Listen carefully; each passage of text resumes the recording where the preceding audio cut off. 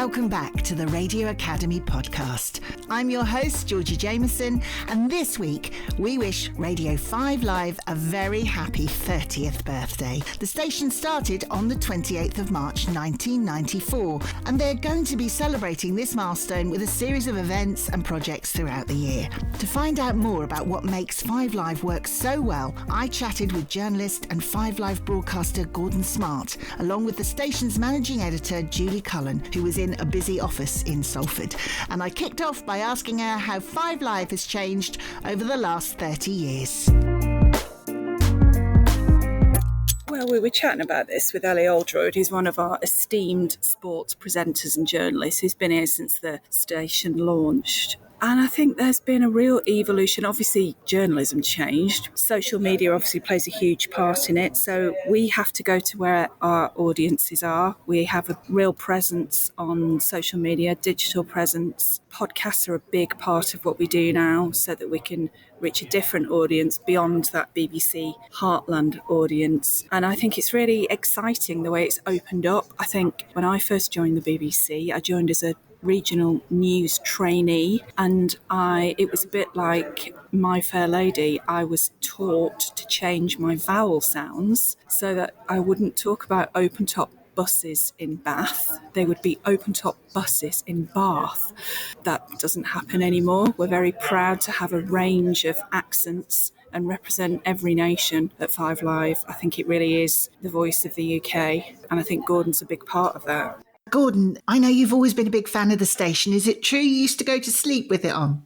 I did go to sleep with it on, when I was at university, and then, over the years as well. I like to sleep with the radio on in the background. And also when I worked in Scotland, there was a spell where I was commuting every day for about an hour and 15 minutes to Glasgow, there and back. So I'd go in the morning and have Victoria Derbyshire on, and then on the way home I'd listen. I remember specifically listening to the Monday Night Club and feeling like I was part of that family. And it feels like a great companion to me. It always has been. I remember Peter Allen, Victoria Derbyshire. I'm a big fan of Tony Livesey. I tell you, the female presenting staff, Ellie Oldroyd, who Julie mentioned as well, it was a real privilege to work with Ellie. I just think she's incredible. And then to work with Rachel Burden, Claire McDonnell, the strength and depth across the station is mind-boggling, and it's great to work with proper journalists. I did a bit of a break from being a journalist, proper journalist, and it was really inspirational to be back in the company of great operators again recently. And your Sunday night show comes from Glasgow, doesn't it?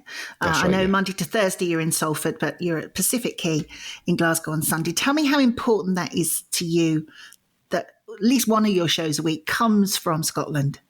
Well, actually, it's I do Monday, Tuesday and Thursday. Some weeks I do 3, 4, sometimes I do 5 nights a week from Scotland. And the guys have been so incredibly flexible to help work around my mad life, and it's great. I feel really privileged to do 5 Live from Glasgow. And I know the team that work in Scotland feel the same, because a lot of the guys work in BBC Scotland during the day or elsewhere on the network or on TV. So for me, it's something I'm incredibly proud of. I love having a regional accent. I get very frustrated that there are fewer, or it feels to me like fewer Scottish accents on radio and TV. So to fly the flag, I sometimes probably do play up on it a wee bit too much, the Scottishness, but it's great. And I think one thing I've noticed about 5 Live is that family often comes first, and anybody who needs to be near the family, there will be special arrangements for them, and that just makes you want to work there even more. Julie, I know it's important to 5 Live as an ethos that you do touch every part of the UK. I believe that's part of your 30th birthday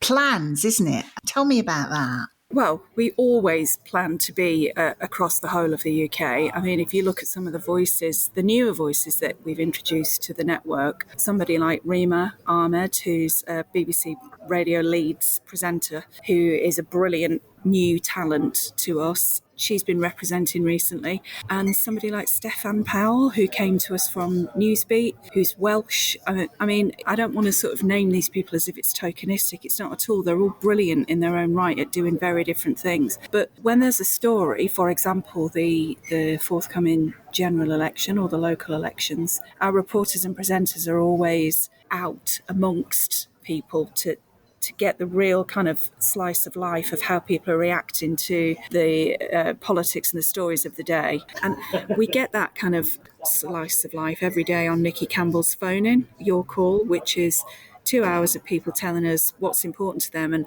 how they're reacting to the news of the day. So we're always good at kind of taking the temperature of how news stories are going down with the general public. Gordon, that's something I know that you're passionate about as well, isn't it? And the whole of Five Live, the audience are very central to what you do. And all the presenters say, you can contact us, you can phone us, and you need the audience as much as they need you. Tell me about how important the audience are for you, Gordon.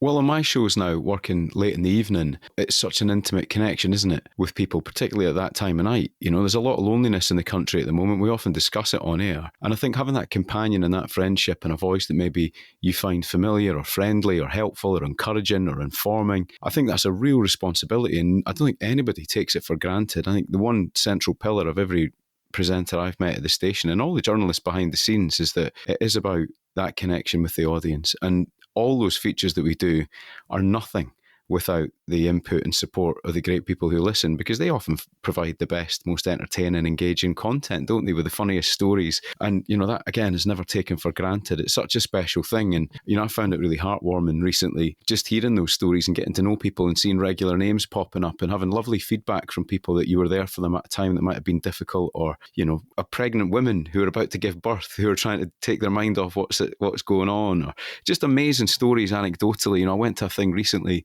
at the local school. It was like a sort of community fair, and they were talking about some people were coming up saying, I heard you talking about this the other day and you mentioned that and I remember them and I love that thing you did and we love the musicologist and what are you doing next? And that just makes it feel so rewarding, and yeah, it reminds me why we turn up every day.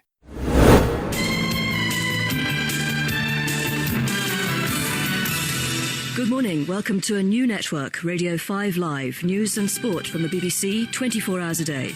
It's 5 o'clock on Monday, the 28th of March. I'm Jane Garvey, and this is Morning Reports. Good morning. I'm Peter Allen. It's Monday at 6 o'clock. These are the headlines. You're listening to Roscoe on 5. This is the new way to spend your afternoon. It's great to be here on day one.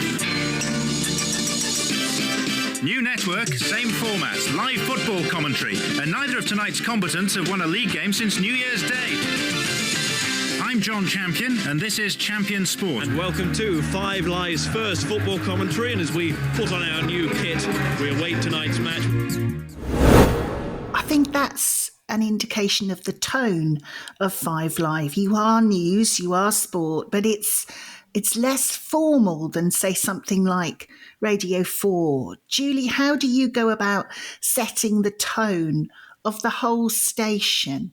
Well, that's about a number of things. It's about the presenters that make up the lineup and where they come from and, you know, their kind of life stories and life experiences. I mean, look at somebody like Naga Chetty, who was obviously huge, high-profile breakfast television presenter, came to join us at Five Live and has really championed the whole women's health issue and really revealed stories about herself that are deeply personal, because she feels like she's in safe hands with her production team, but also because she can't expect the listeners to open up to her if she doesn't share her own experiences.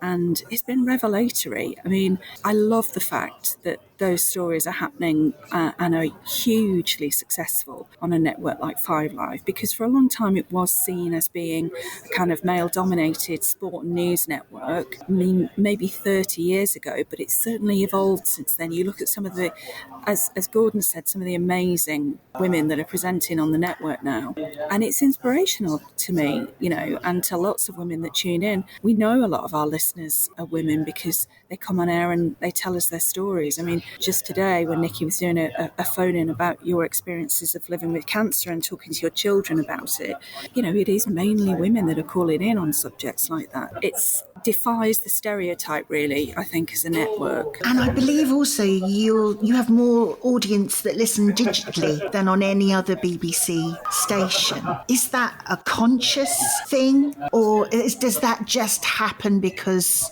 of the way you are? I think we've always been on the front foot foot with digital, and Five Live was one of the first networks to have its own digital team, because our kind of passion is to reach those audiences that wouldn't typically see themselves as BBC audiences, and whether that means reaching them via social media or via podcasts. We want to put this brilliant content that we make every day in front of as many people as possible. We want to use every platform possible to get it out there and share it with people, and for it to be a two-way street, for them to be able to come back to us and tell us what they think of it. And they certainly do that. You mentioned sport, Gordon. I know sport, especially on a Sunday. Well, it's a combination, really. It's sport, it's entertainment, it's news, you've got your features, but I know you do love your sport as well. That is a huge part of Five Live, isn't it?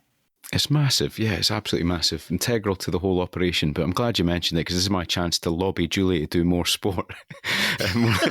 One of the highlights of my year was getting the chance to do the Scotland-Norway game with Pat Nevin and Alistair Bruce Ball. And, I'm a secret super fan of Ali Bruce Ball, John Murray, Ian Dennis. Those guys are absolutely mind-blowingly brilliant at their jobs. And I listen, I'm always listening to Five Live and the commentary they do. And it never ceases to amaze me, the depth of their knowledge and their enthusiasm for the game. You never catch them on a bad day. And I think that's just something to respect. I always think that when I go on air, regardless of how upset you are in your personal life or what you've got going on, you have a duty to perform and deliver. And those boys set the standard, and girls set the standard so high. And again, it's that strength in the commentary teams across Formula One, across tennis, across all these sports. The breadth's mind-blowing. Again, I know I keep saying it, but yeah, I love being on the radio, and I think of myself as an all-rounder, if you want to use a cricket analogy. I'm interested in everything, but sport's really the thing that I find so enjoyable. I just love Steve Crossman chatting to Neda Anua, for instance. I love hearing those conversations, and the depth of thinking as well. Like football punditry sometimes gets a bit of a slagging because it can be quite superficial, or, a bit of a lads club, but not when I'm listening to the guys in the Monday Night Club. I hear really good analysis and in-depth chat. I mean, maybe Robbie Savage could do a bit better, but I feel the same about his football career. He'll hear this, don't you? That's why I'm doing. That's why I said it. That's why you said it. Chris Sutton paid me 20 quid to get that in.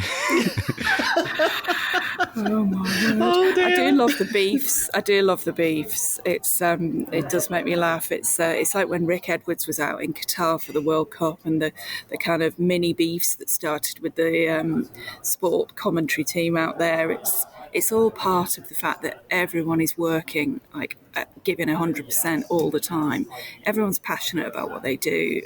And there is an awful lot of respect between the teams, between news and sport teams. They work hand in hand, which is really progressive. It really is a brilliant place to work. It is a massive year for sport. I mean, it's often a massive year for sport, but it's a particularly massive year for sport coming up. We've got the Olympics, we've got the Euros. How far ahead would you plan for these big sporting events? Well, I think we started to plan last November, so that's nearly a full year. I mean, probably even before that for the sports teams, because you need to, obviously, something like the Olympics, you need to book hotels, travel, block out people's schedules. One of the sports team was taking me through Kelly Cate's schedule for the Euros, and it's so impressive. It's like, does she not want to take a break? And it's like, why does she want to take a break? She loves it. And obviously we have to build breaks in for her, but she would work as much as she could because she's doing something that she's passionate about. I think a lot of us feel really lucky to work here. And, I read Ellie Oldroyd's blog today that she's written for the 30th anniversary. And she said, it's my dream job. This is her 13th Olympics in Paris. And some of the stories that she can tell you about having been at some of those kind of moments that you'll remember for the rest of your life and having been there to witness history. It's a real privilege to be broadcasting from those kind of events. All the time you've got the domestic sport going on as well. I mean, it's a huge operation. Like Gordon said, it's not just football. When people think of Five Live, they do think of football commentary, but you are doing everything. So whilst the Euros are going on, there'll be Wimbledon as well. Then we'll hit the Olympics. There'll be cricket. There'll be test matches. I mean, this is a huge logistical operation? What kind of size of team have you got working just on the logistics of those sports? It's remarkably small, Georgie. Yeah. Remarkably small. It's a lot of very, very talented people that hold an awful lot of information, and that they're just the best in the business at organising things and organising people, and how to get equipment out to people, how to build a studio in a hotel room, or how to broadcast from the most impenetrable cubbyhole that you'll find. There's just a determination to get yourself and get your presenter on air, and to have them in the spot where they need to be, to see the story, to tell the listener about what's happening. It isn't about there being teams and teams of people to do this. It's about having the kind of finest minds in the business to do it, really. You recently spoke at our Radio Academy for In the Door event at Glasgow, and that was for people who want to get into the radio and audio industry. What was the best piece of career advice you've ever been given for getting into radio? For getting into radio, that's an interesting one, because I'd had a slightly unconventional route in that I was a newspaper guy, wasn't I? Just work harder than everybody else was actually something that was said to me by somebody in newspapers, and I think it translates into radio. You know, if you're offered a chance and a shift to present on a brilliant radio station at 5 Live, don't say, oh, I've got something else on that day. You say, yes, I'll do it. I'll be there on time and I'll give you my very best. And I really, it's been hard the last 18 months, picking up shifts at all round the clock, trying to do things, dropping stuff at short notice, but it works out. If you put that shift in, people acknowledge that you work hard and you're prepared to do some of the difficult stuff and do the Christmas shift, for instance. I'm nearly 44 years old, and I really thought by now I might not be working over Christmas. and here I am, But at the same time, the minute that we're in and we're working together and we're doing our job, I'm really happy and I love it. And it doesn't feel, I probably shouldn't say this in front of Julie, but sometimes it doesn't feel like work to me. It feels like a massive privilege in the company of fascinating people who are bringing insight. One of the things I was going to say is that I realise sometimes in conversation that I know loads of stuff. I know loads of stuff because I'm working with people who brief me on all of these complicated subjects. I think I could give you a good 20 paragraphs on nearly every subject in the world, from Houthi rebels all the way through to foot golf in the Irish West Country.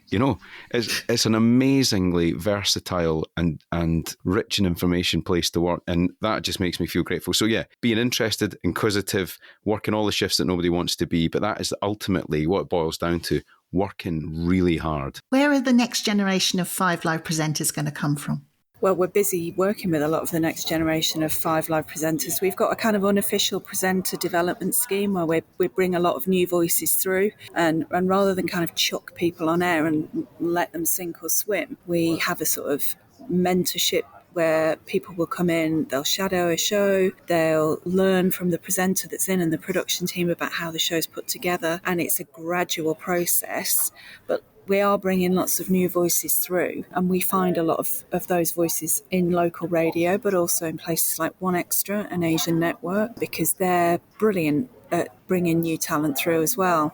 And we need a range of voices and a range of life experiences, but we're constantly looking for people who are passionate about news and sport. You have to be passionate about journalism, and you've got to know your sport, because you'll soon be found out if you don't. What's the future for 5 Live? Where do you see yourself in another 30 years?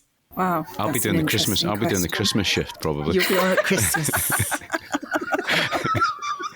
You and me Let's both. hope so. Honestly, 30 years is too much. That's one of those where you sort of imagine you'll all be on wearing spacesuits and carrying your own oxygen mask around with you. Who would have predicted that you would be talking to a speaker in the corner of a room and asking it to play you BBC Radio 5 Live, even 10 years ago? So the rate of technology and technological change is kind of mind-blowing. I would hate to predict where we'll be in 30 years' time. I would say we're going to be doing a lot more podcasts. Just recently we launched Miss Me with Lily Allen and Makita Oliver, which even a couple of years ago you wouldn't think that would be a 5 Live podcast, but the range of podcasts that we've got now is huge, and it is just about people that want to be entertained. One of our biggest podcasts is the Martin Lewis podcast, which gives actual real life consumer advice to people. It's the one place that he does every single week without fail, because he started as a producer here, so he's passionate about 5 Live. But then on the other end of the scale, you've got the Dua Lipa podcast or the John and Ellis podcast, which is huge. So it's really hard to try and predict what's going to happen in the next 12 months, let alone the next 30 years.